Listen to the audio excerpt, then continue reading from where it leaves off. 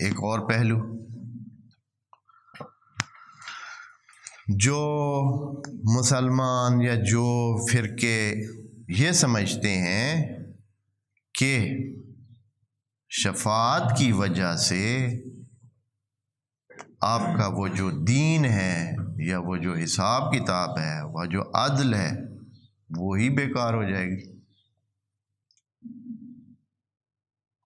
یہ ان کا بہت بڑا سوال ہے، اور یہی چیز ان کو یعنی جہاں بھی لے جائیں تو پھر وہ یہی جواب سامنے لے آتے ہیں اور یہی بات کر دیتے ہیں۔ تو اس کا کیا ہم جواب دیں گے؟ میں ابھی اور بھی بہت ساری مثالیں دوں گا کہ جو اس بات یہ بات ہے، یہ تو بہت ہی کمزور قسم کی دلیل ہے یہ والی۔ اس کا جواب جو ہم ادھر سے دیں گے، خود شفاعت کے ذریعے سے دیں گے، یہ ہے کہ جب شفاعت کو آپ مجرم کے پہلو سے دیکھیں تو آپ کو اور طرح نظر آئے گی، اگر آپ اس کو شفیع کے حوالے سے دیکھیں تو پھر آپ کو اور نظر آئے گی۔ یہ لوگ صرف مجرم کے حوالے سے دیکھتے ہیں، جو شفاعت کی مخالفت کرتے ہیں، ان کی بڑی سے بڑی جو دلیل ہے وہ مجرم کو دیکھ کر وہ کہتے ہیں کہ اس کا جرم اگر معاف ہونا ہے یا اس کے کمزوری کو پورا کر کے اس کو اچھائی کی طرف شفاعت کی وجہ سے لے جانا ہے، تو یہ نظام عدل پر ایک قسم کا سوال ہے۔ لیکن وہ ادھر سے دیکھیں تو پھر شاید ان کا نظریہ اور ہو جائے۔ اچھائی کرنا، یہ جو شفیع ہے یہ تو اچھائی کر رہا ہے۔ آیا اس کی اچھائی کو، یہ تو اس کی نیچر میں ہے، یہ اس کے رحم میں ہے، یہ اس کے اس خاص قسم کی کیفیات میں ہے، اس کی صفات میں، صفات الہیہ میں سے ہے کہ وہ کیا کرتا ہے، دوسرے کے لیے رحم کھا رہا ہے، دوسرے کے لیے اچھا سوچ رہا ہے، اس کو بہتر جگہ لے جانے کے لیے سوچ رہا ہے۔ اگر اس کی طرف سے دیکھیں تو پھر کیسے لگے گا؟ اللہ نے صرف کھانے پینے اور جنت کی یہ جو نعمتیں ہیں دی ہیں جنتیوں کو، اگر ان کو احترام اور مقام بھی ایک انسانی ضرورت ہے، انسانی چاہت ہے، انسان کے چاہنے میں سے ایک احترام ہے۔ احترام کیا ہوتا ہے؟ احترام یہ ہوتا ہے کہ اس کی بات مانی جائے، اس کی وجہ سے کچھ کام کیے جائیں۔ جنت میں صرف یہ نہیں ہے کہ ہم کہیں بس ٹھیک ہے ان کو جو ہے جو چیز کھانی ہو، جو چیز پینی ہو، جو چیز رہنے کے لیے، اللہ نے کہا ہے کہ یہ مکرم ہے، حتیٰ فرشتوں کی ٹریٹ بھی مختلف ہوگی، جو جنتیوں کے ساتھ برتاؤ ہوگا وہ بڑے مختلف انداز کا ہوگا، بڑے احترام کے ساتھ ہوگا، بڑے دھیان کے ساتھ ہوگا، ان کے ساتھ بولا بھی اور طرح جائے گا، ان کو سلامن کیا جائے گا اور ان کو احترام دیا جائے گا۔ اب یہ جنتیوں کے احترام جو ہے اس میں آیا یہ چیز نہیں ہوگی کہ وہ اگر کچھ چاہیں گے تو ان کی بات کا بھی احترام کیا جائے گا۔ اس پہلو سے دیکھنا ہے، اس پہلو سے کہ یہ دوسرے کو کیا فائدہ پہنچائیں گے یا نہیں پہنچائیں گے، اس کو فعلاً چھوڑیں۔ اب اس کے بارے میں بات کرتا ہوں کہ کبھی بھی ایسا انسان جو کسی محترم شخص کے سامنے بات کرتا ہے تو وہ کسی مجرم کی نہیں حمایت کرتا ہے، وہ بھی دیکھ بھال کر کسی کی وہ شفاعت کرتا ہے۔ ایسے نہیں ہوتا ہے کہ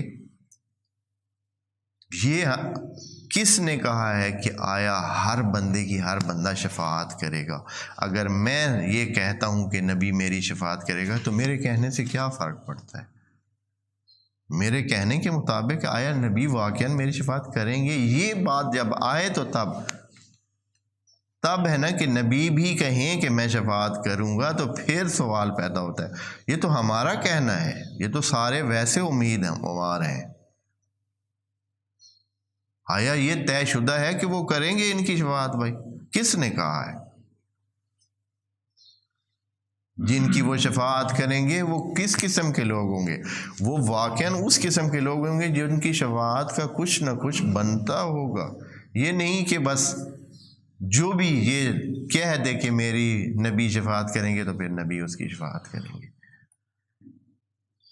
کیونکہ سب سے بڑا درجہ تو آپ نبی خاتم کا ہی ہے. اس سے بڑا شفیع تو اگر کوئی ہوا تو اس سے بڑا تو کوئی نہیں ہوگا. اس لیے ان کا نام میں لے کر بات کر رہا ہوں کہ نبی خاتم اگر یہ جو کہتے ہیں ان کے کہنے کے مطابق ہے، یا وہ یہ دیکھیں گے کہ آیا یہ اس قابل ہے یا نہیں. وہ تو اب جن سے وہ ابھی بھی نفرت کرتے ہوں، جن سے دنیا میں ان کے کارناموں کی وجہ سے وہ نفرت کرتے ہوں، جو ان کے احکام کی خدا کی نافرمانی کرتے رہے ہوں، آیا نبی ان سے ذرا بھر پیار رکھ سکتا ہے؟ یہ کیسے ممکن ہے؟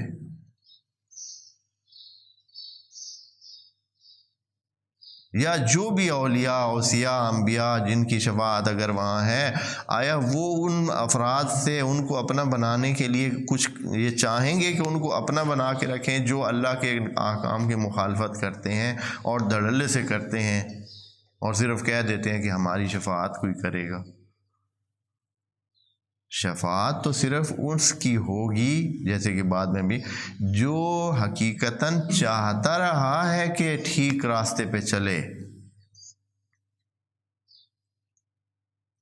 جو چاہتا رہا ہے کہ ٹھیک راستے پہ چلے، لیکن اس کو کچھ اس سے بھول ہو گئی، کچھ اس سے چھوٹ ہو گئی، کچھ اس سے غلطیاں ہو گئیں. عملوا عملا صالحا و آخر سیئا، انہوں نے صالح عمل بہت انجام دیے، کچھ نہ کچھ ان سے چھوٹ بھی ہو گئی. اس قسم کے لوگوں کے بارے میں کیا ہے؟ ان قسم کے لوگوں کا چانس ہے کہ نبی کہیں کہ یہ اپنی طرف سے کوشش کرتے رہے ہیں. اے اللہ، جو ان میں جھول آ گیا ہے یا کچھ رہ گیا ہے ان کے حساب سے، تو وہ اپنی رحمت کے ذریعے جو ہے وہ آپ ان کو معاف کر دیں اور ان کو جنت میں جگہ دیں. اتنی بات ہے. یعنی شفاعت یہ صرف یہ کہہ دینا کہ بھائی اچھا، اگر یہ ہے فرض کریں کہ آپ کے اس سوال کے لیے جو ابھی وہ تھا کہ یہ تو عدل کے خلاف ہے، تو پھر توبہ بھی عدل کے خلاف ہے. اللہ نے توبہ کی اجازت دی ہے یا نہیں دی؟ ایک بندہ گناہ کرتا ہے، خرابیاں کرتا ہے، تو اللہ نے قرآن میں کہا ہے کہ جو توبہ تائب ہو جائے تو پھر کیا ہو جائے گا؟ تو پھر آپ توبہ کو بھی منع کریں گے. کیوں؟ توبہ سے تو پھر سارا نظام ہی خراب ہو رہا ہے. پھر اللہ کی جو رحمت ہے اس کو بھی اسی طرح آپ، وہ جو اللہ نے کہا ہے قُلْ لِعِبَادِيَ الَّذِينَ أَسْرَفُوا عَلَىٰ أَنفُسِهِمْ لَا تَقْنَطُوا مِن رَحْمَتِ اللَّهِ. یہ آیت تو اتنی کھل دے رہی ہے کہ اے نبی کہہ دو میرے ان بندوں کو جنہوں نے اپنے اوپر ظلم کیا، لا تقنطوا من رحمت اللہ، اللہ کی رحمت سے مایوس مت ہوں. ان اللہ یغفر الذنوب جمیعا، اللہ سارے گناہ معاف کرے گا. یہ قرآن کی آیت ہے. پھر اس کا مطلب تو یہ ہے کہ گناہوں کی اللہ نے کیا دے رکھی ہے؟ چھوٹ دے رکھی ہے. بھائی یہ ہم سمجھیں، بھائی یہ نالائکی ہے.